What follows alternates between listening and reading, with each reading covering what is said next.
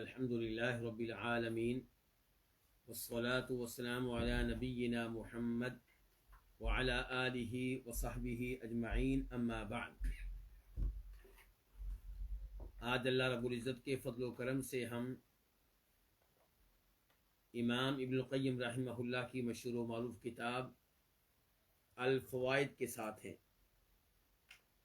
اور اس کتاب کا وہ ایڈیشن جس کے محقق شیخ عزیر شمس رحمہ اللہ ہیں، اس کے لحاظ سے اس کا صفحہ نمبر بنتا ہے 87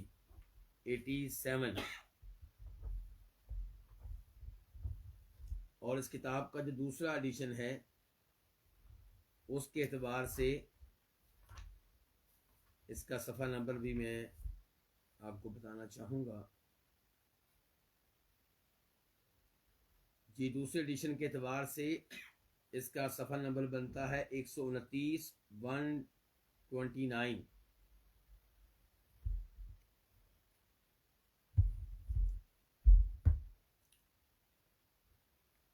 چنانچہ امام صاحب فرماتے ہیں آج کے اس فائدے میں، اور ہمیں پیغام یہ دینا چاہتے ہیں کہ کسی گناہ کو حقیر نہ جانو، کسی گناہ کو معمولی نہ جانو،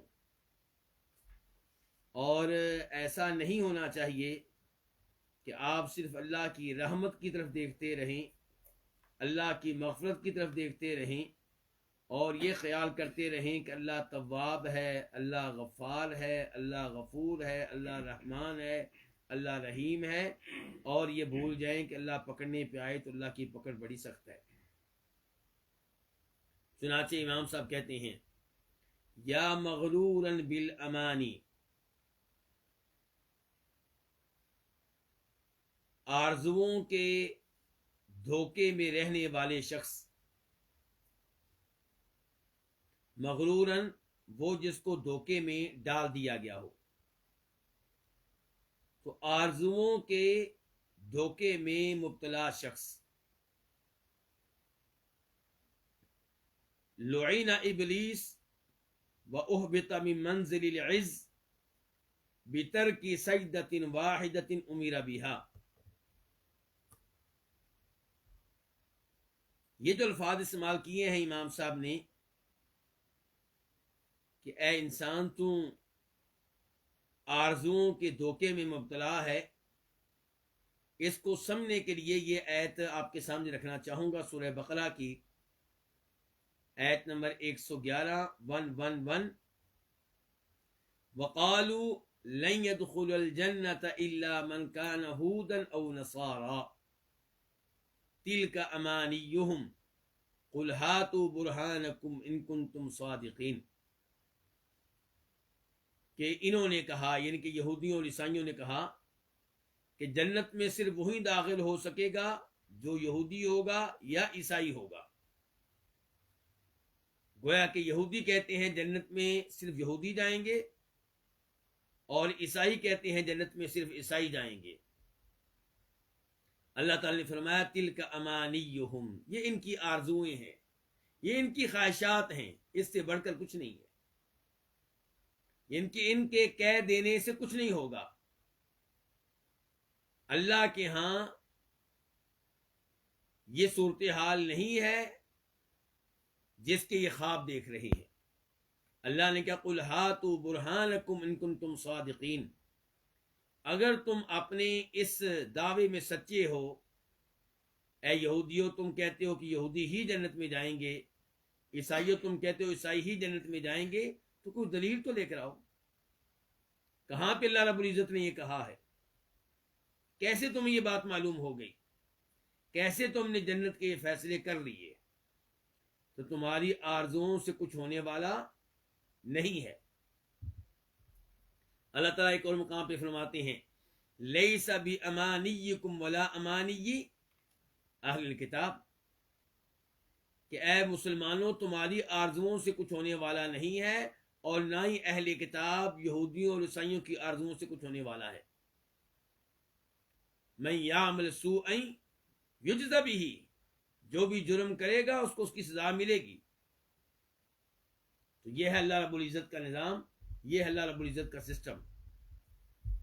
جو آخری آیت میں نے پڑھی ہے، اس کا ایک تو نمبر بتانا چاہوں گا،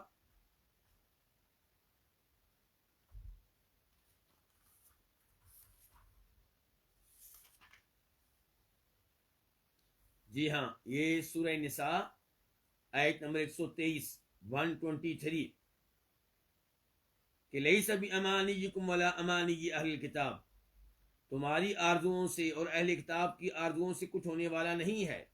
من یعمل سوءا یجز بہ، جو بھی برا عمل کرے گا اس کو اس کی سزا ملے گی۔ ولا یجد له من دون اللہ ولیا ولا نصیرا، اور جب اللہ عذاب دینے پہ آئے گا، اللہ سزا دینے پہ آئے گا، وہ اپنی مدد کے لیے کسی دوست کو نہیں پائے گا، کوئی اسے مددگار نہیں ملے گا۔ پھر فرمایا اللہ نے وَمَن يَعْمَلْ مِنَ الصَّالِحَاتِ مِن ذَكَرٍ أَوْ أُنثَىٰ وَهُوَ مُؤْمِنٌ فَأُولَٰئِكَ يَدْخُلُونَ الْجَنَّةَ وَلَا يُظْلَمُونَ نَقِيرًا، البتہ جو نیک اعمال بجا لائے، مرد ہو یا عورت ہو، صاحب ایمان، یعنی کہ تمام نبیوں پہ ایمان ہو، موسیٰ علیہ السلام پہ بھی، عیسیٰ علیہ السلام پہ بھی، اور محمد رسول اللہ صلی اللہ علیہ وسلم پہ بھی، تو ایمان لائے ہر اس چیز پہ جس پہ ایمان لانا ضروری ہے۔ فرمایا یہی وہ لوگ ہیں جو جنت میں جائیں گے۔ تو یہ ہے اللہ رب العزت کا نظام۔ تو آرزوؤں سے کچھ نہیں ہونے والا۔ تو امام صاحب کہتے ہیں یا مغرورا بالامانی، آرزوؤں کی وجہ سے دھوکے میں رہنے والے شخص، لعین ابلیس، ابلیس پہ لعنت کی گئی، وَأُهْبِطَ، اور اس کو اتار دیا گیا، من منزل العز، عزت والے مقام سے۔ کیوں اتارا گیا؟ بِتَرْکِ سجدۃ واحدہ، صرف ایک سجدہ ترک کر دینے کی وجہ سے، امیرا بہا، جس سجدہ کرنے کا اس کو حکم ملا تھا۔ امام صاحب کیا پیغام دے رہے ہیں کہ اگر ابلیس کو ایک سجدہ ترک کرنے کی وجہ سے ملعون قرار دے دیا گیا، دھتکار دیا گیا، تو میں اور آپ جب صبح و شام سجدے کرنے سے انکار کریں گے، نمازیں پڑھنے سے انکار کریں گے، تو ہمارا کیا بنے گا؟ یہ کہ صرف کلمہ پڑھ لینے کی وجہ سے آپ سمجھتے ہیں کہ جنت کے آپ مالک ہو گئے۔ یہ اللہ رب العزت نے کہاں پہ ذکر کیا ہے یہ معاملہ؟ یہ سورہ ہجر آیت نمبر 28 اور 35، 28 اور 35، ذرا دیکھیے قرآن کریم کی یہ آیات۔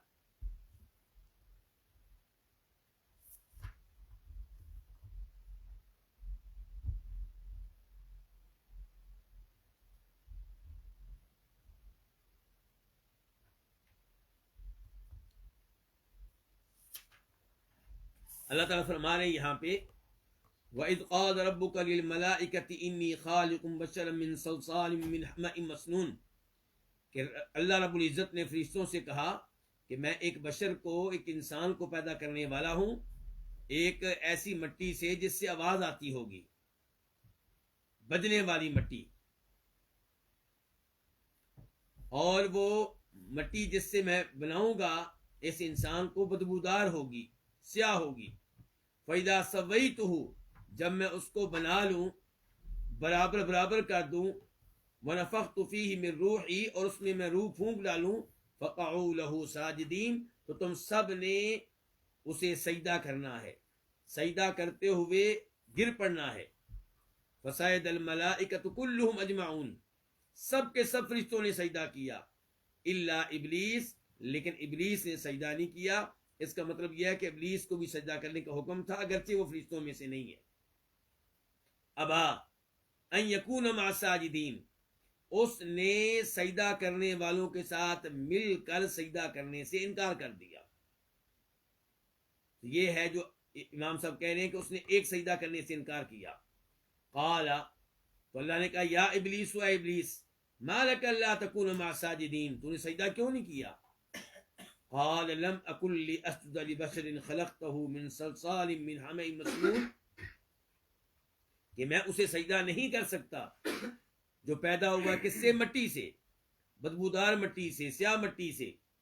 اللہ نے کہا فخرج منہا فانک رجیم، یہاں سے نکل جا، تو دھتکارا ہوا ہے، تو مردود ہے، وان علیک اللعنۃ الی یوم الدین، اور تجھ پہ لعنت برستی رہے گی کب تک؟ قیامت تک۔ تو یہ سورہ ہجر آیت نمبر 28 سے لے کے 35 تک۔ تو یہاں پہ دیکھیے کہ ابلیس کے ساتھ کیا کچھ ہوا ہے ایک سجدہ ترک کر دینے کی وجہ سے۔ تو اے مسلمان، اے کلمہ پڑھنے والے، تو 5 وقت کی نمازیں نہ پڑھے تو تجھے ڈر نہیں لگتا؟ تو اللہ رب العزت سے ڈرتا نہیں ہے، اس کے عذاب سے ڈرتا نہیں ہے، آرزوؤں میں زندگی گزار رہا ہے کہ بس کلمہ پڑھ لیا، میں جنت کا مالک ہوں، جنت کا ٹھیکیدار ہوں۔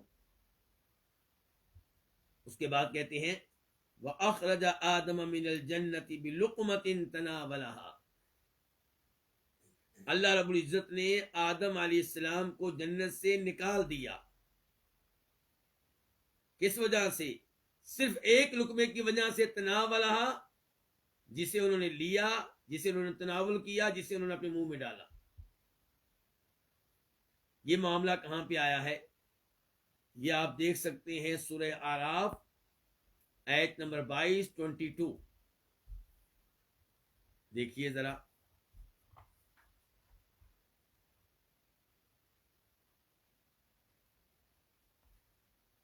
اللہ تعالیٰ فرماتے ہیں یہاں پہ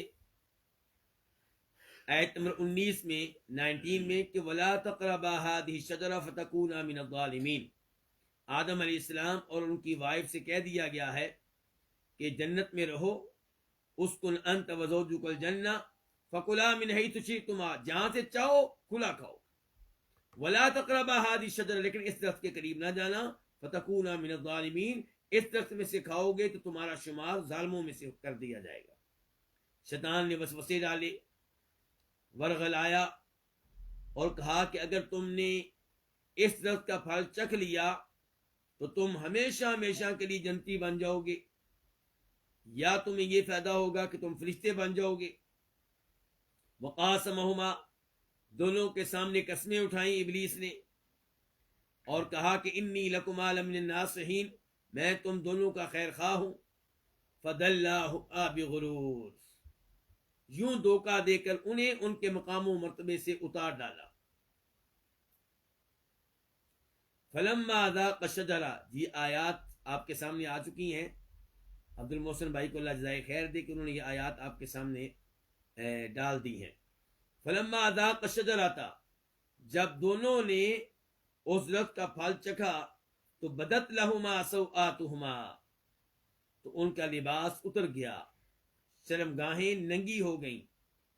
وطفقا یخصفان علیہما من ورق الجنہ، اور اپنے اوپر جنت کے پتے ڈالنے لگے۔ وَنَادَاهُمَا رَبُّهُمَا، اور ان کے رب نے ان کو آواز دی، أَلَمْ أَنْهَكُمَا عَنْ تِلْكُمُ الشَّجَرَةِ، کیا میں نے تم دونوں کو اس درخت کے قریب جانے سے منع نہیں کیا تھا؟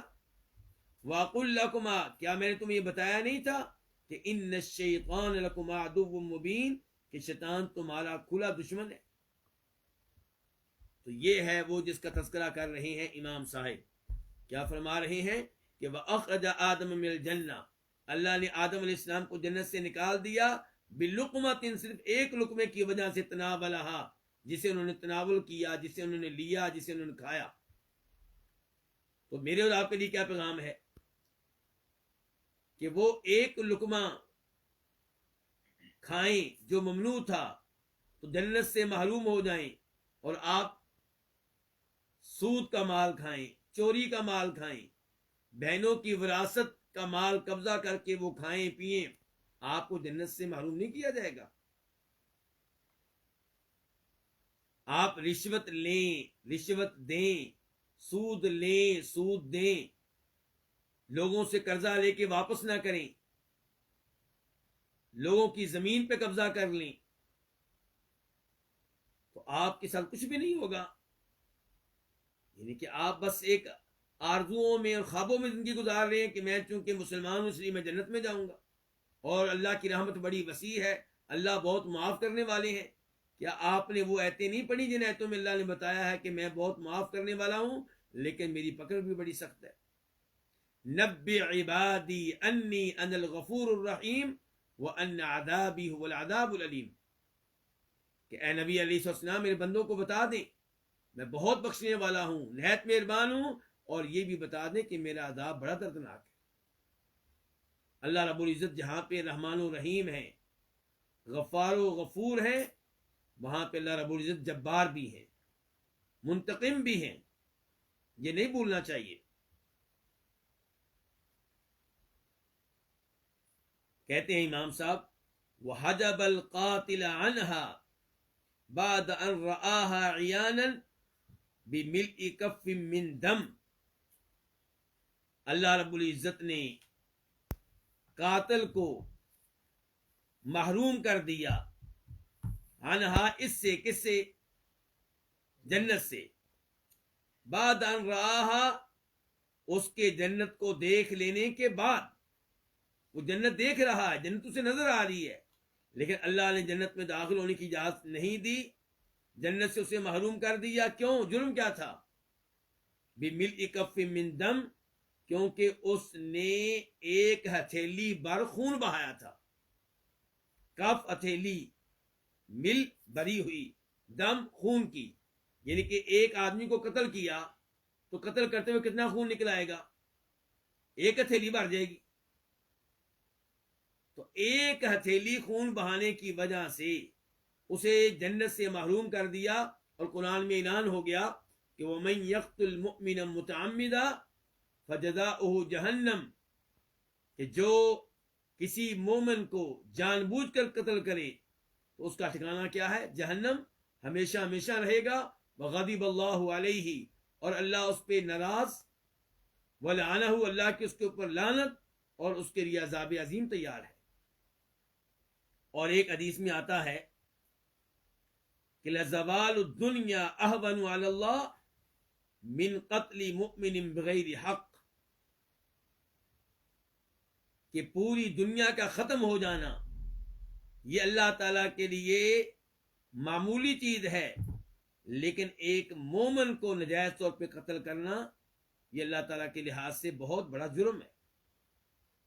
میں اس حدیث کا نمبر درج نہیں کر سکا، لیکن حدیث صحیح ہے۔ اور ایسے ہی آپ جانتے ہیں مشہور و معروف حدیث ہے بخاری مسلم کی کہ اللہ کے نبی علیہ السلام نے کہا اجتنبوا السبع الموبقات، 7 ان گناہوں سے بچو جو انسان کو تباہ و برباد کر دینے والے ہیں، ہلاک کر دینے والے ہیں۔ ان میں سے کیا ہے؟ کسی مسلمان کو نجائز طور پہ قتل کرنا۔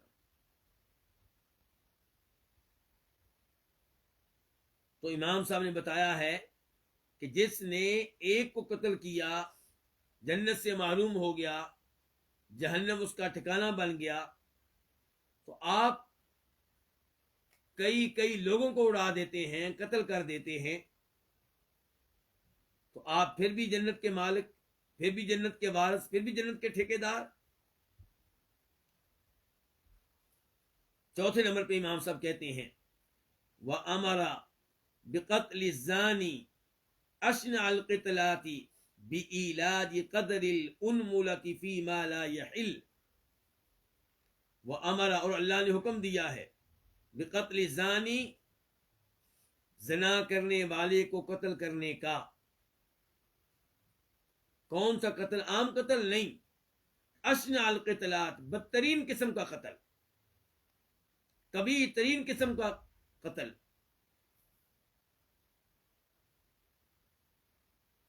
کیا حکم ہے جی زنا کرنے والے کا؟ کہ اسے پتھر مار مار کر ہلاک کر دیا جائے اگر وہ شادی شدہ ہے تو۔ اگر ایک دفعہ اس کی شادی زندگی میں ہوئی ہے اور اس کے باوجود اب وہ کسی کے ساتھ زنا کرتا ہے، بدکاری کرتا ہے، تو پتھر مار مار کر اسے ہلاک کر دیا جائے۔ دلیل کیا ہے؟ اس بارے میں باقاعدہ آیت تھی جو قرآن کریم میں ہوا کرتی تھی، اب اس کی تلاوت منسوخ ہو گئی ہے، حکم اب بھی باقی ہے کہ الشیخ والشیخۃ اذا زنیا فرجموہما البتہ نکالا من اللہ، کہ شادی شدہ مرد ہو یا شادی شدہ عورت اگر وہ بدکاری کرتے ہیں تو انہیں پتھر مار مار کر ہلاک کر دو. یہ اللہ تعالیٰ کی طرف سے ان کے لیے عبرتناک سزا ہے. اس آیت کا ثبوت دیکھنے کے لیے آپ سنن ابن ماجہ دیکھیں. حدیث نمبر ہے 2553 2553. اور بخاری شریف دیکھ لیں, وہاں پہ نمبر ہے 6829 6829. بخاری کی جب یہ روایت آپ کھولیں گے تو آپ کو پتا چلے گا جناب عمر فاروق نے باقاعدہ خطبہ دیا, صحابہ کرام کثرت سے موجود تھے. کہا کہ شادی شدہ ہونے کے باوجود زنا کرنے والے کو سنسار کیا جائے گا. یہ وہ سزا ہے جو اللہ نے بطور آیت نازل کی, قرآن کا حصہ تھی, ہم تلاوت کرتے رہے, ہم اس کو پڑھتے رہے, ہم نے اس کو یاد کیا, پھر اللہ کے رسول علیہ السلام نے اس آیت پہ عمل کیا, سنسار کیا اپنے زمانے میں ان لوگوں کو جنہوں نے بدکاری کی تھی. ابو بکر صدیق نے بھی اس پہ عمل کیا, میں نے بھی اس پہ عمل کیا ہے, میں بھی سنسار کر رہا ہوں. مجھے خطرہ یہ ہے کہ جب زمانہ گزر جائے گا کئی لوگ اس کا انکار کر دیں گے, چنانچہ وہ اس آیت کا انکار کرنے کی وجہ سے گمراہ ہو جائیں گے جسے اللہ نے اتارا. اور آج آپ دیکھ لیں جاوید احمد غامدی صاحب کو, ان کے پورے گروپ کو, یہ نہیں مانتے اس سزا کو. اور اس قسم کے کئی لوگ آپ کو مل جائیں گے. تو بہرحال کہنے کا مطلب یہ ہے کہ یہ ہے سزا اس آدمی کی جس کی ایک دفعہ شادی ہوئی, چاہے بعد میں اس کی بیوی رہی نہ رہی, طلاق ہوئی یا جو بھی ہوا, اب اگر وہ بدکاری کرے گا تو اس کی سزا یہ ہے کہ اسے پتھر مار مار کر ہلاک کر دیا جائے. اتنی شدید سزا کیوں, کس لیے؟ یہ ہے اہم سوال جو امام صاحب ہمیں دینا چاہتے ہیں. کہتے ہیں بِعِلَاجِ قَدْرِ الْأُنْمُلَةِ فِي مَا لَا يَحِلُّ. علاج کا مطلب ہوتا ہے داخل کرنا. الانملہ کہتے ہیں انگلی کے پورے کو. تو یہ سزا کیوں مل رہی ہے زانی کو؟ بِعِلَاجِ قَدْرِ الْأُنْمُلَةِ, کیونکہ اس نے انگلی کے پورے کے برابر اپنی شرمگاہ کو داخل کیا تھا, فی ما لا یحل, اس مقام میں, اس جگہ جہاں داخل کرنا حلال نہیں تھا.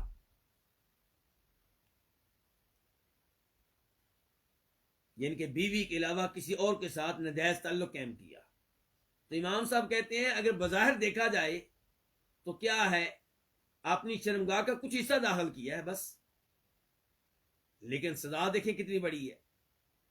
اور آپ اپنی طرف دیکھیں, آپ ایسے کتنے جرائم کر جاتے ہیں, کتنی آپ اللہ کے احکام کی خلاف ورزیاں کرتے ہیں, کس قدر آپ کبیرہ گناہوں کا ارتکاب کرتے ہیں, کتنے واجبات کو آپ نظر انداز کر دیتے ہیں. آپ کو سزا نہیں ملے گی, آپ کو کوئی ڈر نہیں ہے. آپ اس سب کے باوجود جنت کے ٹھیکیدار, جنت کے مالک, اور یہ کہ اللہ غفور, غفار, رحمان اور رحیم, بس یہ آپ کو پتا ہے. ان چیزوں کا آپ کو نہیں پتا. یہ سزائیں اسی اللہ نے دی ہیں جو غفار اور غفور اور رحمان اور رحیم ہے.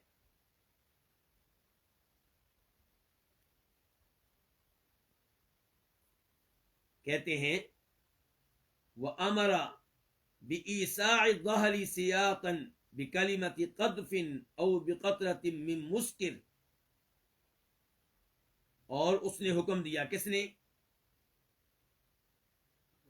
اللہ رب العزت نے.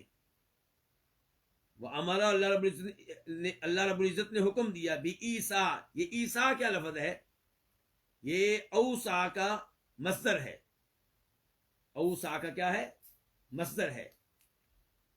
وسعت دینا, کشادہ کر دینا, پھیلا دینا. الظہر کس کو کہتے ہیں؟ پشت کو, کمر کو. سیاقن صوت کی جمع ہے, کس کو؟ کوڑے. بکلمت قذف, قذف کس کو کہتے ہیں؟ تہمت لگانا, کسی پہ بدکاری کی تہمت لگانا. اچھا, کوئی کسی پہ بدکاری کی تہمت لگائے تو اس کی سزا کیا ہے؟ یہ سورہ نور, کون سی سورہ؟ سورہ نور, آیت نمبر 4. والذین یرمون المحصنات ثم لم یأتوا بأربعة شہداء فَجْلِدُوهُمْ 80 جلدہ وَلَا تَقْبَلُوا لَهُمْ شَهَادَةً أَبَدًا وَأُولَٰئِكَ هُمُ الْفَاسِقُونَ، کہ وہ لوگ جو تہمت لگائیں پاک دامن عورتوں پہ اور پھر تہمت کو ثابت کرنے کے لیے 4 مرد گواہ نہ لا سکیں،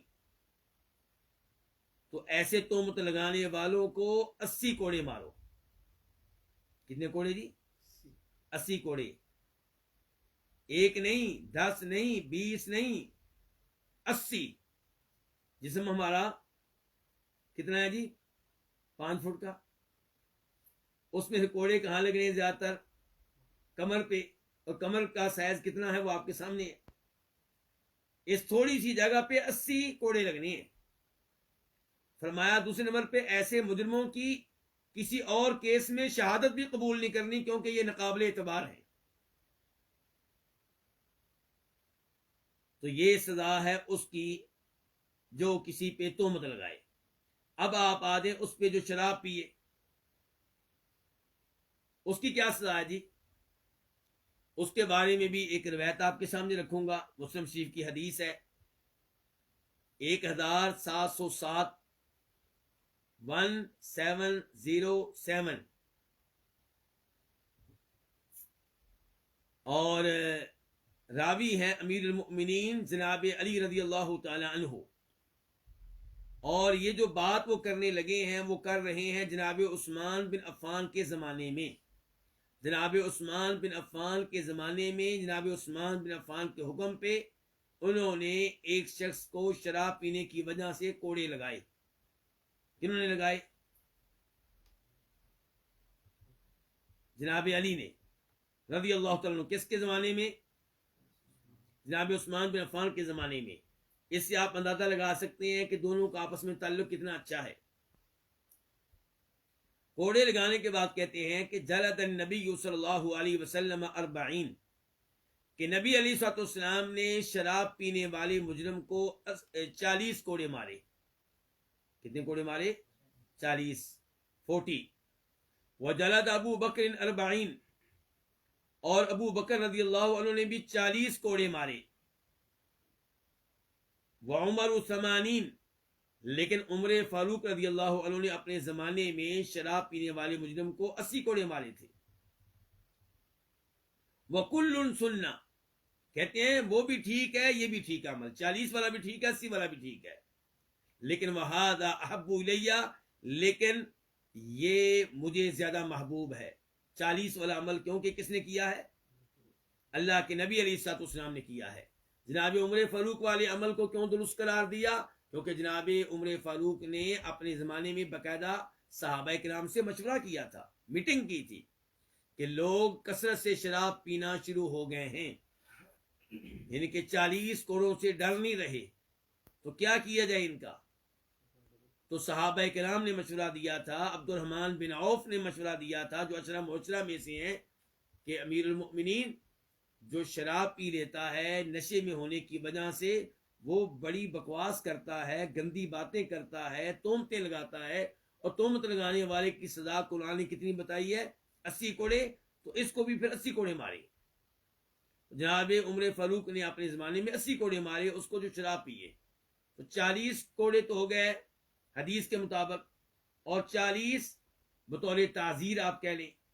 اور کچھ علماء کرام کہتے ہیں کہ شراب کے معاملے میں معاملہ ہلکا ہے کہ کتنے کوڑے مارنے ہیں، تو بہرحال 80 ہوں یا 40، تو یہ سزا ہے دنیا میں اس آدمی کی جو کیا کرتا ہے؟ شراب پیتا ہے۔ اب امام صاحب کی بات سنیں کیا کہہ رہے ہیں، کہتے ہیں وَأَمَرَ، اور حکم دیا اللہ تعالیٰ نے، بِإِيسَاءِ الظَّهْرِ سِيَاقًا، کمر کو، پشت کو کوڑوں سے بھر دینے کا۔ تہمت کے لفظ کی وجہ سے، ان کے کسی کو زانی کہہ دیا تھا، یا کہہ دیا تھا کس نے زنا کیا ہے، چاہے مرد کو کہا ہو چاہے عورت کو کہا ہو، تو ایک جملہ کہا ہے اور اس کی وجہ سے اس کی کمر کو کوڑوں سے بھر دیا گیا ہے، کوئی کوڑا ادھر لگ رہا ہے کوئی ادھر لگ رہا ہے، 80 کوڑے لگ رہے ہیں۔ او بقطعۃ من مسکرین، یا اس کو کوڑے مارنے کا حکم دیا اس لیے کہ اس نے نشہ آور چیز کا یعنی کہ شراب کا ایک قطرہ پیا تھا. ایک قطرہ شراب کا کوئی پی لے تو اس کی کمر کو کوڑوں سے بھر دیا جائے اور کوئی کسی پہ تہمت لگاتے ہوئے ایک جملہ کہے اس کی کمر کو کوڑوں سے بھر دیا جائے اور آپ جو مرضی کریں اس سے بھی بڑے جرائم کریں اور آپ کی جنت پکی اور آپ یہی کہیں کہ اللہ غفور ہے اللہ رحمان ہے اللہ رحیم ہے اور یہ بھول جائیں کہ اللہ کا غضب کتنا شدید ہے اور جس پہ اللہ کی لعنت ہو جائے تو اس کے ساتھ اللہ کیا معاملہ کرتے ہیں. تو اگر ایسا ہے تو آپ آرزوؤں میں ہیں اور خوابوں کی دنیا میں رہ رہے ہیں. اسی لیے شروع میں کیا کہا تھا یا مغرورا بالامانی, یہاں سے آغاز کیا امام صاحب نے اس فائدے کا کہ آرزوؤں کی دنیا میں رہنے والے, اپنی آرزوؤں کے دھوکے میں رہنے والے. اس کے بعد کہتے ہیں وَأَبَانَ عُضْوًا مِّنْ أَعْضَائِكَ بِثَلَاثَةِ دَرَاهِمْ, اور اس نے الگ کر دیا, یعنی کہ اللہ رب العزت نے الگ کرنے کا حکم دیا. تیرے اعضاء میں سے ایک عضو کو الگ کرنے کا حکم دیا ہے 3 درہموں کی وجہ سے, 3 دراہم کے بدلے میں. یہ کیا معاملہ ہے جی؟ چور کے بارے میں کیا کہتا ہے قرآن؟ وَالسَّارِقُ وَالسَّارِقَةُ فَاقْطَعُوا أَيْدِيَهُمَا جَزَاءً بِمَا كَسَبَا نَكَالًا مِّنَ اللَّهِ, سورہ مائدہ آیت نمبر 38 کہ چوری کرنے والا مرد ہو یا چوری کرنے والی کیا ہو, عورت ہو, ان کے ہاتھ کاٹ ڈالو. یہ اللہ تعالیٰ کی طرف سے سزا ہے. یہ چوری کے جرم کی وجہ سے اللہ نے سزا بتائی ہے. واللہ عزیز الحکیم, اور اللہ اپنے معاملے میں غالب ہے, اللہ کمال حکمت والا ہے. اس سزا کے پیچھے بھی اللہ کی کئی حکمتیں ہیں. تو یہ سزا قرآن میں آئی ہے کہ حدیث میں آئی ہے؟ قرآن میں. قرآن کس کا کلام ہے؟ اللہ کا. اور اللہ نے یہ سزا دینے کا اعلان کیا کن کے لیے؟ ایمان والوں کے لیے. یہ نہیں کہا کہ کافروں کے لیے, کافر چوری کرے تو یہ سزا ہے. اگر مسلمان سلطنت میں کافر رہتا ہے, وہ یہ کام کرتا ہے, اس کو بھی یہی سزا ملے گی, لیکن بنیادی طور پہ یہ سزا ایک اسلامی ملک کے لیے ہے. تو اللہ رب العزت نے یہ نہیں کہا کہ چونکہ اس نے کلمہ توحید پڑھا ہوا ہے کہ چوری بھی کر لے تو اس کو کچھ نہیں کہنا. نہیں کہا, اس کا ہاتھ کاٹنا ہے.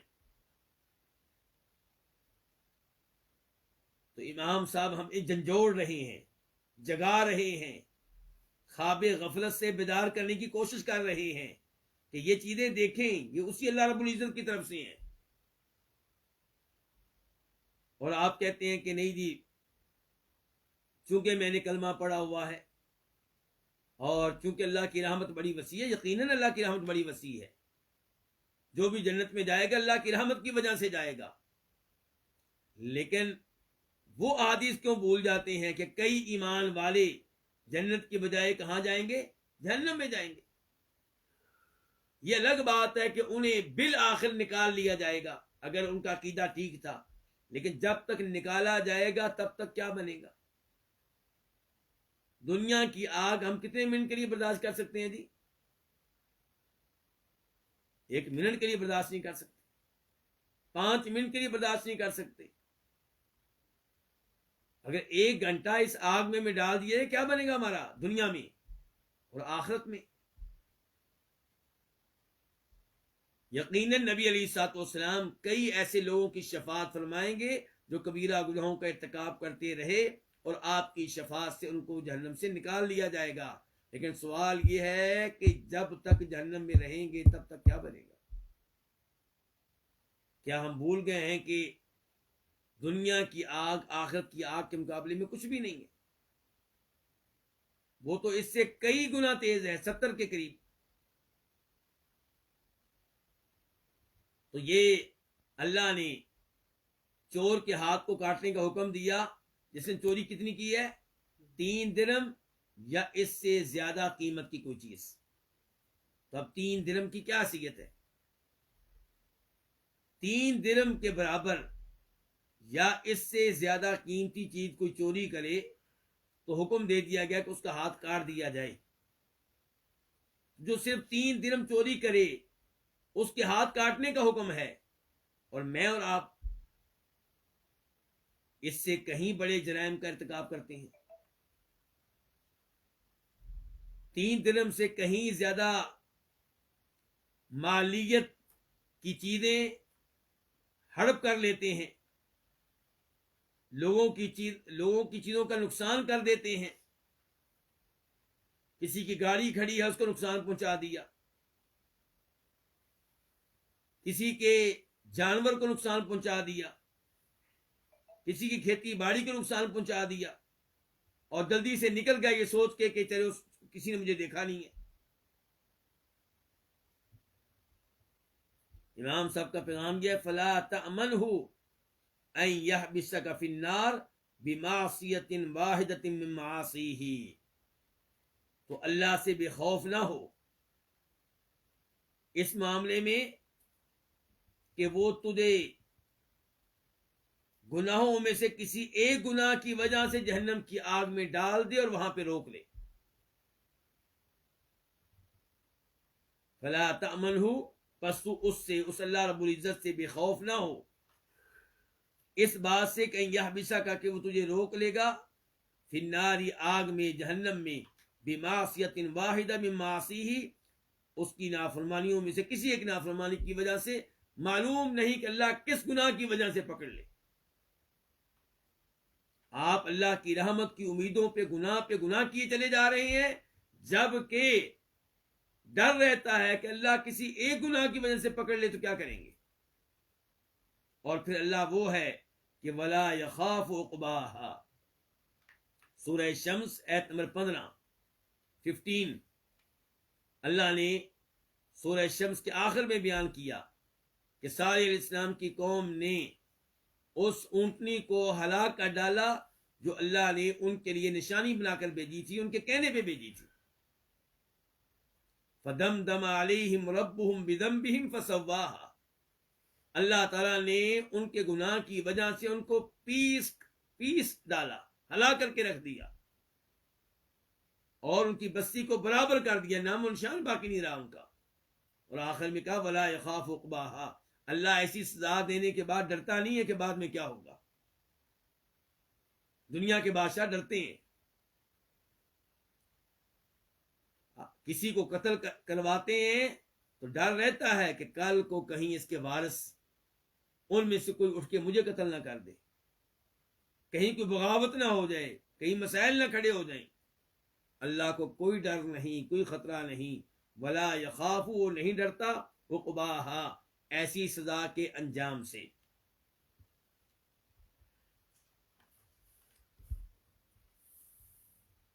امام صاحب کہتے ہیں دخلت امرأۃ النار فی ہرۃ، ایک عورت صرف ایک بلی کی وجہ سے جہنم کی آگ میں داخل ہوئی۔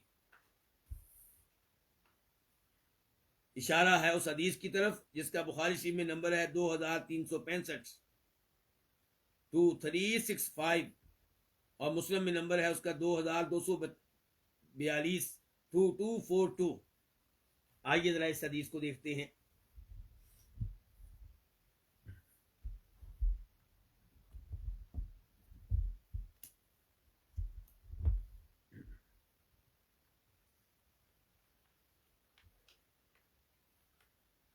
عذبت امرأة في ہرۃ حبستها حتى ماتت جوعا فدخلت فيها النار۔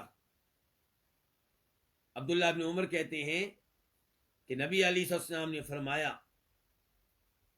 کہ ایک عورت کو عذاب ملا، عذاب دیا گیا فی ہرۃ، صرف ایک بلی کی وجہ سے، بلی، انسان بھی نہیں، ایک بلی کی وجہ سے، حبستہ، جس کو اس نے روکے رکھا، حتی ماتت، یہاں تک کہ فوت ہو گئی، جوعاً، بھوک سے، یعنی کہ کھانے کے لیے اسے کچھ نہیں دیا، بند کیا ہوا تھا، قید کیا ہوا تھا۔ فدخلت فیہا النار، تو یہ عورت اس بلی کی وجہ سے جہنم کی آگ میں داخل ہوئی۔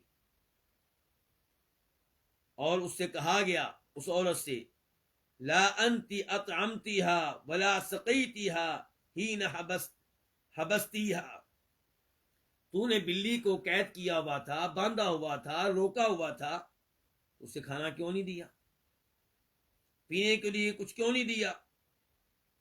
اور اگر تو کچھ نہیں دے سکتی تھی کھانے پینے کے لیے تو چھوڑ کیوں نہیں دیا؟ ولا انت ارسلتها فاکلت من خشاش الارض، چھوڑ دیتی وہ خود ہی اپنے کھانے کو تلاش کر لیتی، دائیں بائیں سے اسے کچھ نہ کچھ مل جاتا۔ تو امام صاحب مجھے اور آپ کو بیدار کر رہے ہیں کہ یہ عورت جہنم میں کیوں گئی ہے؟ ایک بلی کی وجہ سے، اور بلی کو بھی براہ راست مارا نہیں ہے، مارنے میں سبب بنی ہے، یعنی کہ ایسا نہیں کہ گولی چلائی ہو اس کے اوپر، ایسا نہیں کہ تلوار چلائی ہو، لیکن اس کو روکے رکھا ہے، تڑپایا اس کو۔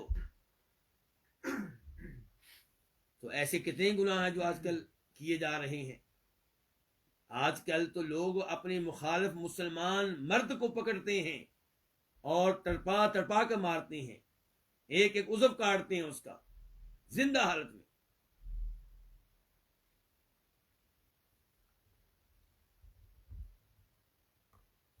امام صاحب فرماتے ہیں وَإِنَّ الرَّجُلَ لَيَتَكَلَّمُ بِالْكَلِمَةِ لَا يُلْقِي لَهَا بَالًا يَهْوِي بِهَا فِي النَّارِ أَبْعَدَ مَا بَيْنَ الْمَشْرِقِ وَالْمَغْرِبِ، اور کوئی آدمی لَيَتَكَلَّمُ بِالْكَلِمَةِ ایسی گفتگو کرتا ہے کہ جس کو وہ کوئی اہمیت نہیں دیتا، لا یلقی لہا بالا، جس گفتگو کو، جس کلام کو کوئی اہمیت نہیں دیتا، یہوی بہا فی النار، اور یہ کلام اسے جہنم میں جا گراتی ہے، جہنم میں لے جاتی ہے، اور جہنم میں اس قدر دور اسے پھینکا جاتا ہے کہ جتنی دوری مشرق اور مغرب کے درمیان ہے اس سے کہیں زیادہ جہنم کی گہرائی میں اسے ڈالا جاتا ہے، اور اسے احساس ہی نہیں کہ میں کتنی خطرناک بات کر گیا ہوں۔ کتنے ہی لوگ ایسے ہیں جو اپنے آپ کو پکا مسلمان سمجھتے ہیں لیکن ایسی گفتگو کر جاتے ہیں جو شرک پہ مبنی ہوتی ہے، جو کفر پہ مبنی ہوتی ہے، جس میں نبی علیہ الصلوۃ والسلام کے ساتھ استہزاء اور مذاق ہوتا ہے، دین کا مذاق ہوتا ہے، اللہ کی ذات کا مذاق ہوتا ہے۔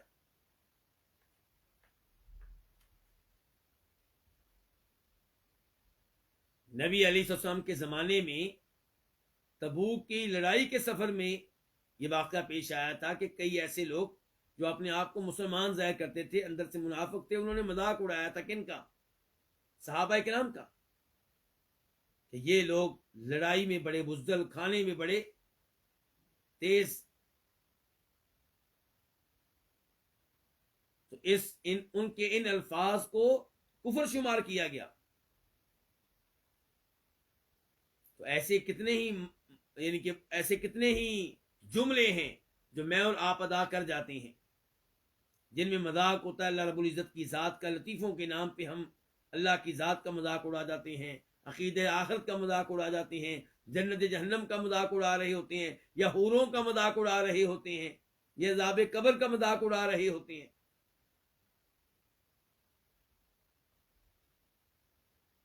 تو انسان کو سوچ سمجھ کر گفتگو کرنی چاہیے، کہیں ایسا نہ ہو کہ وہ چھوٹا سا جملہ جہنم میں کی آگ میں جانے کا سبب بن جائے۔ یہ جو دوسری حدیث ہے اس کا نمبر کیا ہے؟ بخاری میں اس کا نمبر ہے 6478، 6478، اور مسلم میں 2988، 2988۔ اس کے بعد کہتے ہیں امام صاحب وَإِنَّ الرَّجُلَ لَيَعْمَلُ بِطَاعَةِ اللَّهِ 60 سنہ، اور بے شک کوئی آدمی 60 سال تک اللہ کی اطاعت والے اعمال سر انجام دیتا رہتا ہے۔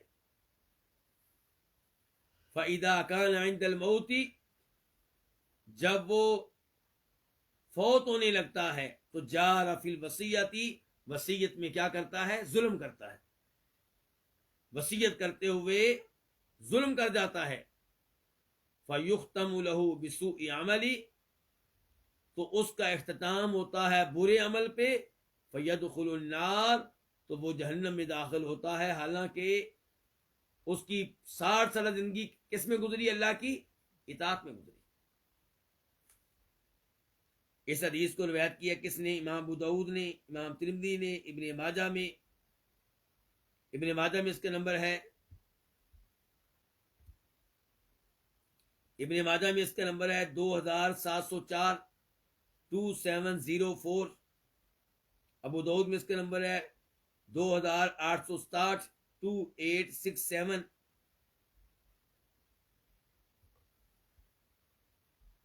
شیخ البانی رحمہ اللہ نے اس حدیث کو ضعیف قرار دیا ہے، لیکن کئی علماء نے اس حدیث کو قابل قبول قرار دیا ہے اس کے شواہد وغیرہ کی وجہ سے۔ یہ حدیث کیا ہے میں آپ کے سامنے رکھتا ہوں۔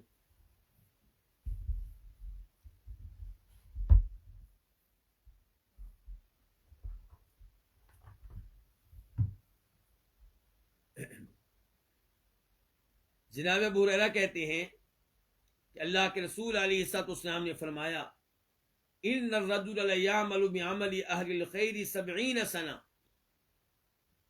کہ کوئی آدمی 70 سال تک اہل خیر والے اعمال سر انجام دیتا رہتا ہے، نمازیں پڑھ رہا ہے، صدقہ خیرات کر رہا ہے، تلاوتیں کر رہا ہے،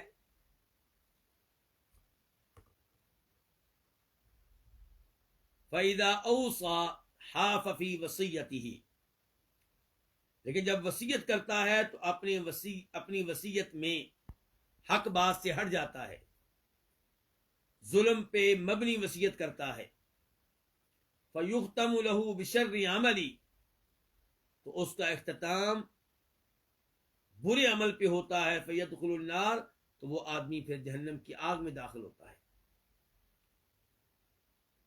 وصیت میں ظلم کیا ہو سکتا ہے؟ مثال کے طور پہ کسی ایک بیٹے کے بارے میں کہہ دے کہ اس کو وراثت نہیں دینی، یا یہ کہہ دے کہ بیٹیوں کو وراثت نہیں دینی، یا یہ کہہ دے فلاں بیٹے کو باقی بیٹوں سے زیادہ حصہ دینا ہے۔ تو کہنے کا مطلب یہ ہے کہ وراثت کا نظام اللہ نے دیا ہے، اسے اللہ نے تقسیم کی ہے، اس میں تبدیلی کرنے کی اجازت انسان کو نہیں ہے۔ البتہ 1/3 مال میں آپ وصیت کر سکتے ہیں ان کے حق میں جو وارث نہ ہوں۔ کسی مسجد کے لیے آپ وصیت کر سکتے ہیں کہ میرے مال میں سے 1/3 ہے، اس سے کچھ کم کسی مسجد کو دے دیا جائے، کسی مدرسے کو دے دیا جائے، یا کسی یتیم کو دے دیا جائے، یا کسی بیوہ کو دے دیا جائے، یا کسی اور ایسے ادارے کو دے دیا جائے جو یتیموں کی سرپرستی کرتے ہیں۔ تو ایسی کوئی وصیت کی جا سکتی ہے، لیکن وارثوں کے معاملے میں گڑبڑ کرنا نہایت خطرناک ہے، کیونکہ ان کو یہ حق کس نے دیا ہوا ہے؟ اللہ رب العزت نے۔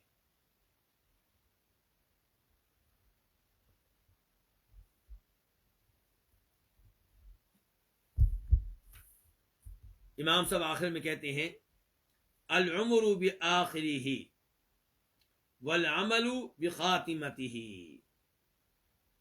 عمر جو ہے انسان کی، وہ انسان کی زندگی کے آخری حصے کے مطابق ہے، اور انسان کا عمل اس کے آخری اعمال کے مطابق ہے۔ اور اس میں حدیث بھی ہے، فرماتے ہیں نبی علیہ السلام، انما الاعمال بخواتیمہا، اعمال کا دار و مدار خاتمے پہ ہے، کہ خاتمہ کس پہ ہوتا ہے، آخری زندگی میں آپ کیا کرتے ہیں۔ اس حدیث کو امام بخاری نے روایت کیا، نمبر ہے 6493 6493۔ کتنے ایسے لوگ ہیں جو پوری زندگی اسلام کے خلاف کاروائیاں کرتے رہے، مسلمانوں سے لڑتے رہے، لیکن آخری زندگی میں اسلام قبول کیا، ادھر اسلام قبول کیا، ادھر شہید ہو گئے، موت پائی اور جنت میں چلے گئے۔ اللہ کے نبی علیہ السلام نے ایسے ایک صحابی کے بارے میں کہا تھا، عمل قلیلا و اجر کثیرا، اعمال جو اس نے کیے ہیں وہ بہت کم ہیں، لیکن جو اس کو اجر ملا ہے وہ بہت زیادہ ہے۔ تو کہنے کا مطلب یہ ہے کہ اختتام کا خیال رکھنا چاہیے کہ آپ کا اختتام کس پہ ہو رہا ہے۔ اس کی بہت زیادہ اہمیت ہے۔ اس کے بعد امام صاحب فرماتے ہیں من احدث قبل السلام بطل ما مضى من صلاتی، جس کا سلام پھیرنے سے پہلے وضو ٹوٹ جائے، اب اس نے پہلی رکعت بھی پڑھی ہے، دوسری بھی پڑھی ہے، تیسری بھی پڑھی ہے، چوتھی بھی پڑھی ہے، 4 رکوع کیے ہیں، کتنے سجدے کیے ہیں؟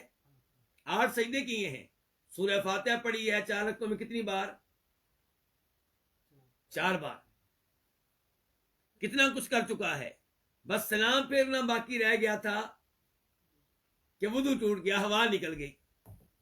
اب کیا اس کی پچھلی 4 رکعتوں کا اعتبار ہوگا؟ نہیں، ساری نماز باطل ہو جائے گی، نئے سرے سے نماز پڑھنا ہوگی۔ تو امام صاحب مجھے اور آپ کو کہہ رہے ہیں کہ اگر آپ نے زندگی میں پہلے اچھے اعمال کیے ہیں تو اچھی بات ہے، لیکن اپنے اختتام کا خیال رکھیں، آخری زندگی کا خیال رکھیں۔ اور آخری زندگی کا آغاز کب ہو رہا ہے جی؟ میری اور آپ کی آخری زندگی کا اختتام کب تک شروع ہو جائے گا؟ کوئی پتہ نہیں ہے، شروع ہے، کوئی پتہ نہیں، آج موت آ جائے، کل موت آ جائے۔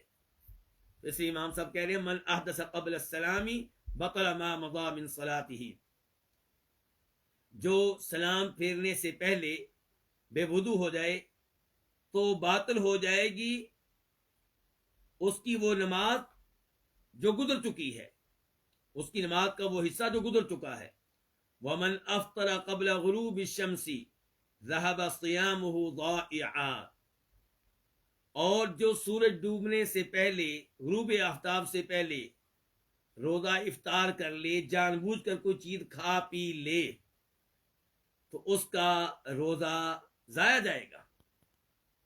دن ہے مثال کے طور پہ 12 گھنٹے کا، 11 گھنٹے 55 منٹ بڑی کامیابی سے روزہ رکھا ہے، اور 5 منٹ رہ گئے تھے یا 4 منٹ رہ گئے تھے، 3 منٹ رہ گئے تھے، جان بوجھ کے پانی پی لیا، جان بوجھ کے کوئی لقمہ کھا لیا، تو ساری محنت کیا ہو جائے گی؟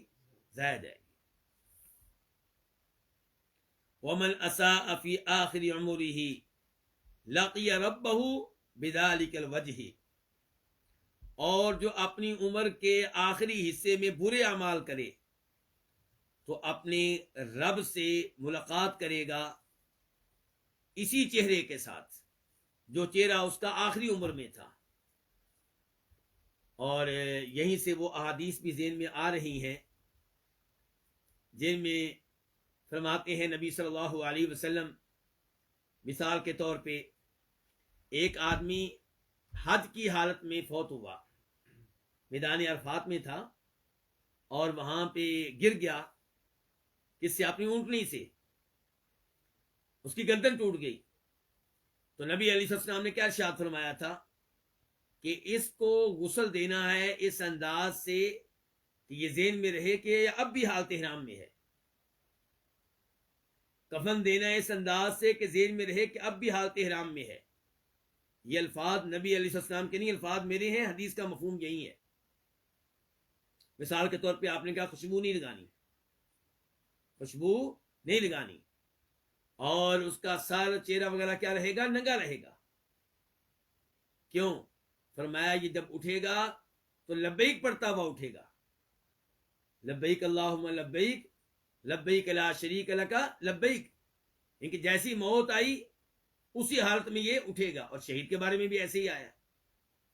تو امام صاحب خبردار کر رہے ہیں کہ جو بری حالت میں فوت ہوگا وہ کیسے اٹھے گا۔ اس سے تو یہی لگتا ہے واللہ عالم کہ جو شرکیہ قوالی پڑھتے ہوئے فوت ہو گیا وہ شرکیہ قوالی پڑھتے ہی اٹھے گا، جو بے حیائی پہ مشتمل گندے گانے گنگناتے ہوئے فوت ہوا وہ یہی گانے گنگناتے ہوئے اٹھے گا قبر سے، اور جو بدکاری کی حالت میں فوت ہوا تو اسی حالت میں اٹھے گا۔ تو کہتے ہیں ومن اساء فی آخر عمرہ لقی ربہ بذلک الوجہ، اور جس نے اپنی عمر کے آخری حصے میں برے اعمال کیے وہ اپنے رب سے ملے گا اسی چہرے کے ساتھ۔ امام صاحب فرماتے ہیں نئے فائدے میں لو قدمت لقمة وجدتها ولكن يؤذيك الشرح، اگر آپ ایک لقمہ آگے بھیجیں گے تو اس کو آپ پا لیں گے۔ کیا مطلب ہے اس کا؟ اگر آپ نے اللہ کی راہ میں ایک لقمہ دیا، 1 روپیہ دیا، تو آپ کو یہ نیکی ملے گی، آپ کی نیکی ضائع نہیں جائے گی، اس کا اجر و ثواب آپ کو ملے گا۔ لیکن بہت زیادہ حرص جو ہے یہ آپ کو تکلیف دے گی، یہ آپ کو تنگ کرے گی۔ یعنی کہ اگر مال اللہ کی راہ میں دیا تو فائدہ ہی فائدہ ہے، اجر و ثواب ملے گا، اور اگر آپ مال کے اوپر حریص بن کر، سانپ بن کر بیٹھے رہے، اللہ کی راہ میں خرچ نہ کیا، تو یہ مال جس کی آپ اتنے حریص بنے ہوئے ہیں یہ آپ کو بڑا تنگ کرے گا۔ کیا ہم نے وہ حدیث نہیں پڑھی جس کا زکوٰۃ سے تعلق ہے؟ بخاری وغیرہ کی حدیث ہے کہ اگر کسی کو اللہ نے مال دیا اور اس نے اس کی زکوٰۃ ادا نہیں کی تو یہ مال کون سی شکل اختیار کر لے گا جی؟ گنجے سانپ کی، اور اس گنجے سانپ کو اس کی گردن کا توق بنا دیا جائے گا، یہ اسے ڈسے گا اور کہے گا انا کنزو کا انا مالو کا، میں تمہارا خزانہ ہوں، میں تمہارا وہی مال ہوں۔ اور اللہ تعالیٰ فرماتے ہیں وَلَا يَحْسَبَنَّ الَّذِينَ يَبْخَلُونَ بِمَا آتَاهُمُ اللَّهُ مِنْ فَضْلِهِ هُوَ خَيْرًا لَهُمْ بَلْ هُوَ شَرٌّ لَهُمْ، کہ جو اللہ کے دیے ہوئے مال میں کنجوسی کرتے ہیں وہ اس مال کو بچا کر، جمع کر کے یہ نہ سمجھیں کہ وہ کوئی بہت اچھا کام کر رہے ہیں اور یہ کہ یہ مال ان کے لیے باعث خیر ہوگا، نہیں، یہ مال ان کے لیے شر ثابت ہوگا۔ بل هو شر لهم سیطوقون ما بخلوا به یوم القیامہ، قیامت کے دن اسی مال کو جس میں کنجوسی کر رہے ہیں ان کے گلے کا توق بنا دیا جائے گا۔ امام صاحب فرماتے ہیں کم جاء الثواب یسعى الیک، کہ کتنی بار، کتنا زیادہ ثواب آیا، کیسے آیا؟ یسعى الیک، دوڑتے ہوئے تمہاری طرف آیا، تیزی سے تمہاری طرف آیا ثواب۔ فوقف بالباب، وہ تمہارے دروازے پہ آ کے رک گیا، ٹھہر گیا، کیونکہ دروازہ بند تھا۔ فردہ بواب، اس ثواب کو آپ کے دربان نے، آپ کے گیٹ کیپر نے واپس بھیج دیا، اس کو آپ کے گھر میں داخل نہیں ہونے دیا۔ ثواب تو آیا تھا، اللہ کی رحمت آئی تھی اور بڑی تیزی سے آئی تھی، لیکن آپ نے اپنا دروازہ نہیں کھولا، آپ کے سیکورٹی گارڈ نے، آپ کے گیٹ کیپر نے، آپ کے چوکیدار نے اس ثواب کو واپس کر دیا۔ یہ کون سا چوکیدار ہے جی، کون سا دربان ہے جو دروازہ نہیں کھولتا، واپس کر دیتا ہے آئے ہوئے ثواب کو؟ اس کا نام کیا ہے؟ سوفا، لعل اور عسا۔ کتنے ہیں جی سیکورٹی گارڈ؟ یہ 3۔ سوفا، ان قریب، اذان کی آواز مسجد سے گونجی، اذان کی آواز آپ کے گھر میں آئی، لیکن آپ نے اذان کی دعوت کو قبول نہیں کیا اور آپ نے کہا سوفا، جی پڑھ لوں گا، ابھی بڑا وقت پڑا ہے، پڑھ لوں گا۔